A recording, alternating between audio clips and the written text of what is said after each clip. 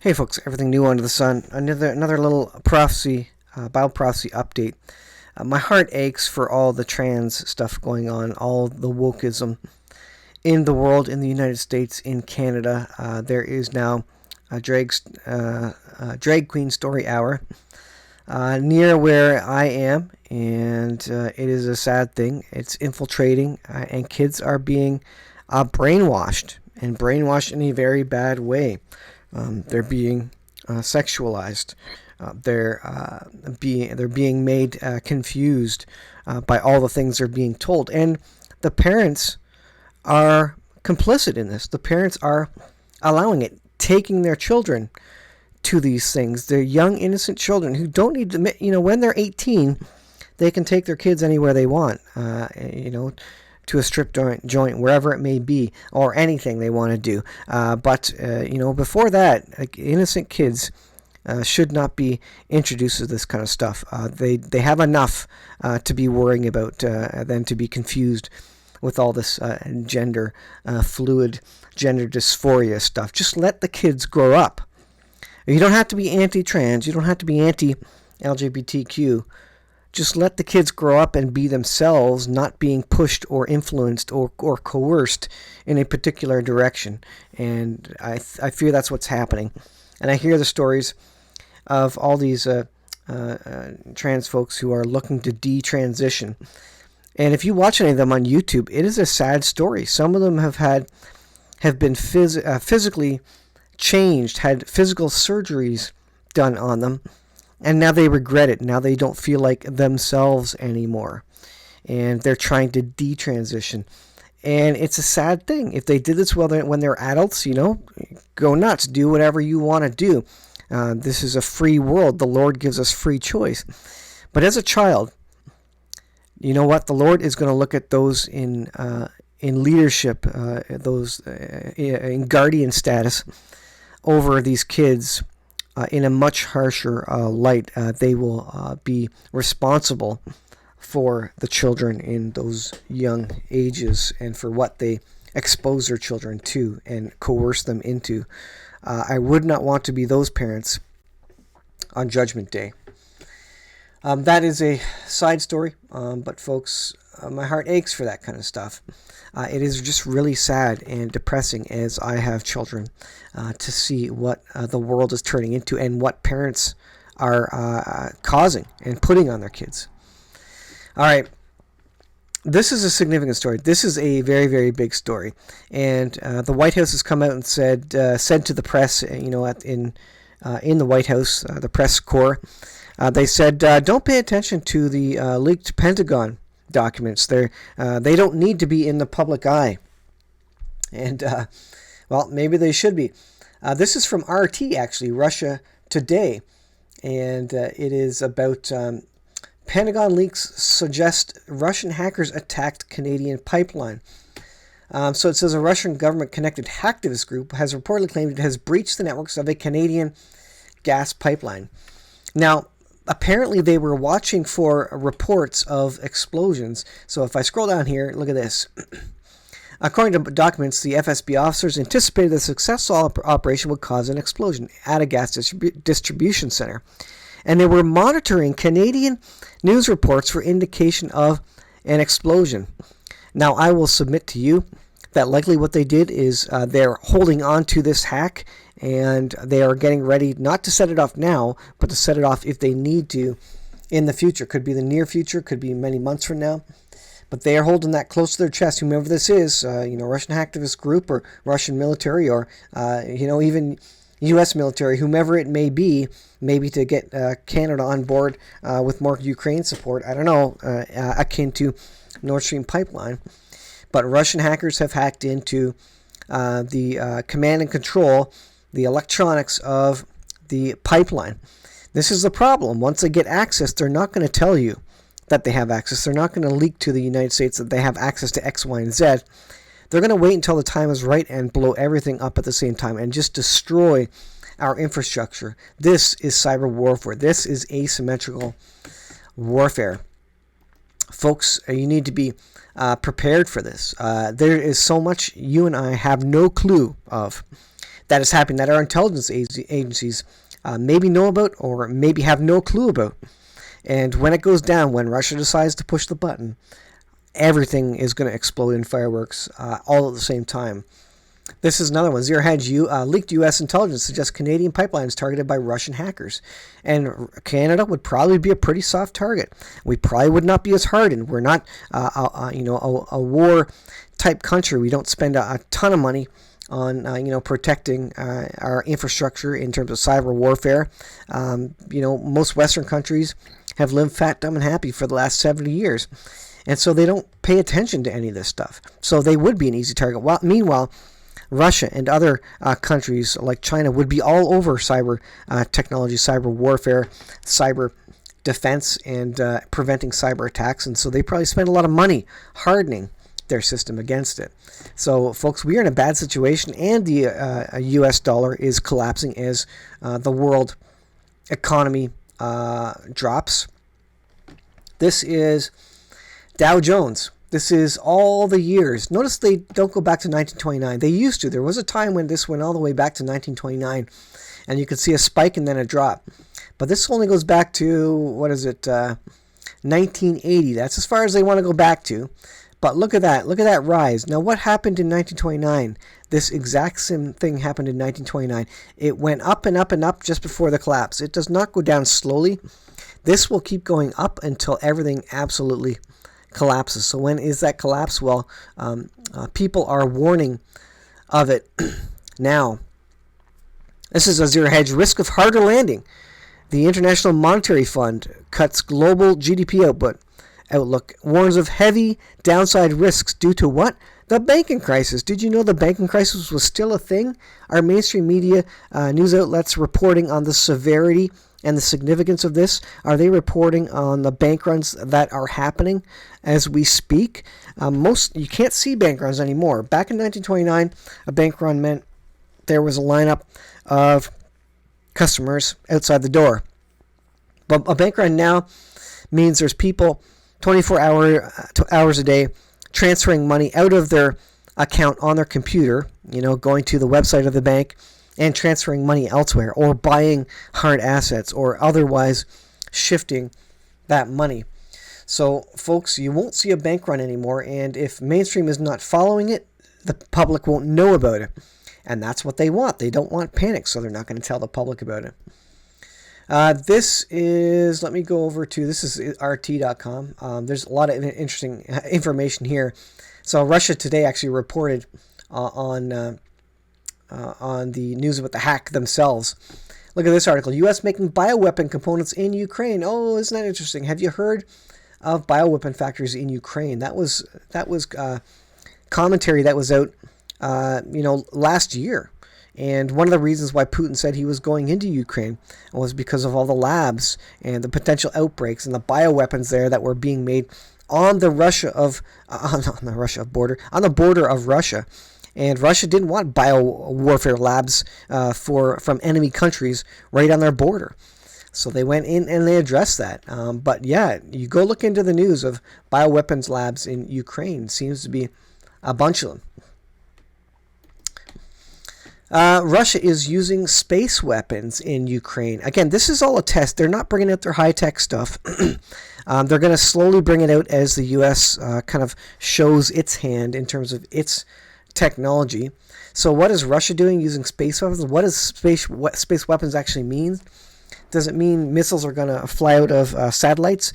Well, not necessarily. Does it even mean that satellites are going to be weaponized and be directed to crash into other satellites? Well, that's probably a good way to do it. Or what the Chinese are doing, they're shooting lasers from satellites, so that could be another way. But what is one of the most basic ways to use satellites in space and weaponize it? Well, jam U.S. GPS satellites, and that's exactly what they're doing in Ukraine. Russia is using space weapons in Ukraine war by jamming GPS signals from American GPS satellites. That means soldiers on the ground can't receive commands and follow their GPS coordinates to wherever they need to be. That means planes need to have alternative methods to determine where they're going and determine the flight path. and to validate, their height and their speed and all this. Now there are other tools for this and ground-mounted GPS, etc., which may or may not overcome this. But now we're seeing a glimpse of what World War III in space looks like, and a lot of it's going to be jamming other satellites for communicating. Because remember, if you stop the enemy from being able to communicate, you've won the war, because they can't get food to the front lines, they can't get ammo to the front lines, the generals can't tell the foot soldiers where to go, they can't direct the tanks, they can't direct the air sorties and the bomber runs. They can't direct any of them if they can't communicate in real time. And this is a big thing. This is something the U.S. probably didn't see coming when it was fighting all these desert wars against countries who did not have this technology. That's why they were winning all those wars. But now you go up against a technological powerhouse in terms of war like China and Russia, and they've met their match. So economically, U.S. is crashing. And in terms of war, I don't think, I'd be surprised, to be honest, if the U.S. actually has any chance against Russia when it comes right down to it, especially when it comes to a nuclear war. Russia has bet on the fact that it will not beat U.S. with conventional weapons, although it may now because the U.S. doesn't have a lot of conventional weapons left. But it planned it, and it has planned on beating Russia, or beating the U.S. at war with nuclear weapons. And so I have no doubt that, or at least I would probably bet that Russia has a real good chance of winning World War III if they went to battle, especially with the help of China, which is basically now guaranteed. There's been a significant uptick in China. China's flying sorties and from aircraft carriers and going over the Taiwan border. Taiwan's getting its air defenses ready, and there's threatening comments coming out of both sides and warnings to the United States as the world policeman. And what is the U.S. going to do? The U.S. is spread too thin now. They're going to war against several different countries in several different theaters of conflict. The U.S. is not going to be able to sustain this. And I will add to this that this War News 247, this website that many of us were going to, BP Earthwatch, Canadian Prepper, I was looking at articles here. It has not updated in, over a week and a half now. Was this purely a propaganda site that they've decided that, this has done its damage or whatever, this has done what we needed to, and they've just stopped reporting on it? Has someone been removed, from this company to be able to post updates? Where was all the intelligence coming from? What happened that this went dark all of a sudden, silent, no new information? Makes you wonder about how fast they can put up a website for propaganda purposes and tell their narrative, and then get out of town once they think their narrative has been heard and has been acted on based on whatever they want to do. So this idea of war propaganda, the fog of war, the governments on both sides will absolutely control information. And that's what they're doing with the restrict bill in the United States, and with the Canadian content bill, Bill C-21, or maybe it's C-11, in Canada that Trudeau just put through to limit content if it's not Canadian content. And that is effectively a censorship bill when you don't have freedom of choice anymore, when they are forcing Canadian content on all of us. Pay attention, folks. We will lose our access to the internet when World War III goes hot. They're likely to shut down the internet or severely restrict or criminalize certain things on the internet, even posting videos that are against the war effort, like maybe this video. So, where are you going to go when stuff goes sideways? Well, the first thing is that you need to go meet Jesus. You need to have a personal relationship with him. You need to have faith in Jesus.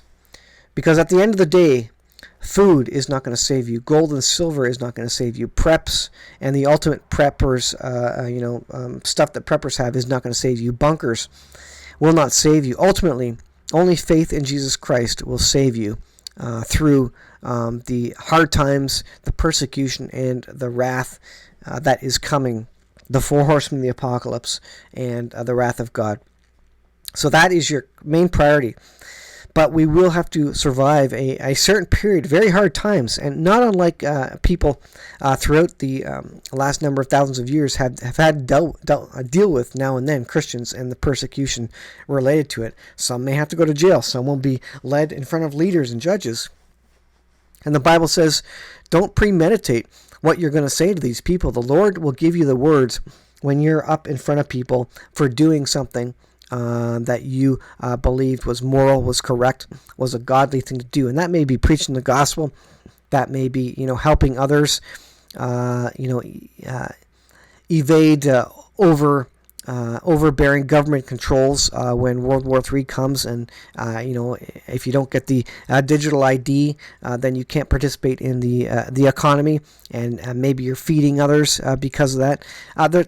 So many things are going through my head right now, but there will come a time when you will have no choice but to do things that are illegal. Because the government will make it so, and it will be against your Christian faith. It will be against what the Bible says are right. So choose man or God, but you can't choose both. And at some point, we will have to make that decision. Thankfully, we aren't there yet, but we may have to make that decision at some point. So this is the economiccollapseblog.com. Where you don't want to be when things finally start hitting the fan is the question. And basically, in particular, it says you will want to avoid cities, and last year we definitely witnessed a mass exodus. Now, what was happening in Baltimore? There's news in Baltimore of mass riots and shootings there. There's stories of Walmart pulling out of Chicago. All the stores, there's other stores pulling out of San Francisco. Which one was that? I forget which one that was. Whole Foods, I think. Because the crime rate is increasing. There's just lawlessness in the cities. These left-leaning Democrat-run cities is just full of lawlessness, and they look at the Bible Belt, and they make fun of the Christians. Well, there's a lot less crime in the areas where people are following the Lord, or at least a larger number of people are following the Lord. So maybe you can put two and two together and recognize, maybe people need to return to the Lord, and the violence will go down. But no, they won't do that. They'll just put in. They'll remove laws so that you can't break the law anymore because there's no law to break, and that means there will be complete lawlessness and anarchy. And that's coming to a city near you. And so, folks, in this article, here it is. Walmart in Chicago, they're losing millions in annual losses. Closed 4 stores. Walmart, of all stores. The store for the masses is losing money in Chicago because of the violence, because of theft, etc. And there's Whole Foods in San Francisco. Closing stores end of business Monday, just a year or so after opening. Employees at the store will be transferred to ensure the safety of our members. These big stores are moving out. That's going to cause more deterioration in living standards and cause more crime as anarchy increases, as police forces wane. Because who wants to be a policeman at this point in time when you're quite literally putting your life in danger every single day because of the godlessness and the lawlessness and the evil that abounds and is encouraged in many ways in these areas. San Francisco continues to decline rapidly. Whole Foods closing just a year after its opening. Incredible. Folks, you want to be outside of cities, that's for sure. That's your best chance. Your best chance is to have a circle of local folk who think like you, maybe are Christian, don't have to be, but maybe have gardens, know how to garden, have some expertise, know how to fix things, repair things. Maybe recognize that the economy is tanking, that the world is going crazy and mad, that sin abounds, that wickedness abounds, and that lawlessness will soon be coming. And you don't have to be a Christian to know that things are falling apart. And to have a circle of friends who know how to protect themselves and provide for themselves, and that you can participate in that local community, that's how you're going to survive the best. Most people won't be prepared for it. Most people won't have any skills to bring to the table. And that's a bad situation to be in, folks. Learn some skills. Learn how to do things. If you watched my video, how to make thousands of dollars a year by simply repairing your own car, do the same thing for your house. Once you've learned those skills on your own house, your own car, use those skills and help repair other people's cars and houses. Maybe not now for eggs or bread. Maybe they're giving you cash now or trading other things. But at some point, you'll be able to use those skills and abilities to help them and to potentially feed your family as well. So, folks, I can't say it enough. The Lord's coming soon, but significant hard times are coming, and 99.99% of the people in this world, even a lot of Christians, have their heads in the sand. They're not paying attention. They're not looking forward to the return of the Lord. They don't realize how close it is. They don't realize how bad it is. They don't realize that another 1929 is coming, and it's going to be far worse than that, than 1929. And, the greatest depression is coming. And so it's going to be hard times for all of us, because everybody, in this world, pretty much no one knows how to keep a garden anymore or fend for themselves. So be prepared and keep your faith. And that's the most important thing. Keep your faith. The Lord will provide. You just need to call out to Him and have faith that He will. Similar to my other video, where you need faith in the Lord, in Christ. But you do need to step out in that faith, and the Lord will show Himself. You take a step towards Jesus, He will take a step towards you. He is waiting for you to make that first move in many cases. So do that. Step out in faith and see how the Lord blesses and provides and loves on you, and how you see, and you'll start to see good things happen. Thanks for watching. We'll see you in the next video.